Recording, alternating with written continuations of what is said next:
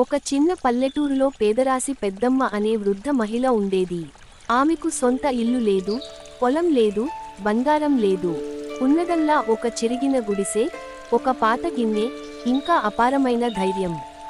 పెద్దమ్మ ప్రతిరోజూ ఊరి అంచున ఉన్న ఆలయం ముందు కూర్చొని వచ్చిన వాళ్లకు నీళ్లు ఇచ్చేది, చిన్నపిల్లలకు కథలు చెప్పేది.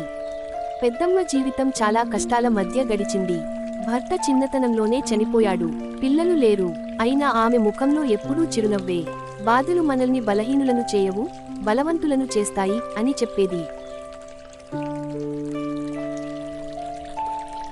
ఒకసారి ఆ ఊర్లో తీవ్రమైన కరువు వచ్చింది.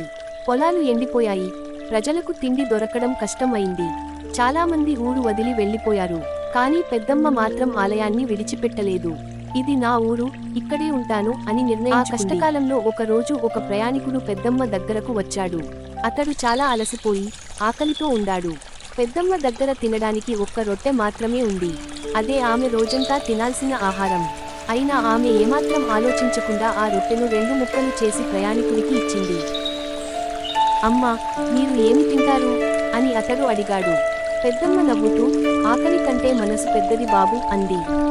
ఆ ప్రయాణికుడు వెళ్లిపోయిన తర్వాత పెద్దమ్మకు ఆశ్చర్యకరంగా ఊరి వాళ్లందరి నుంచి సహాయం రావడం మొదలైంది.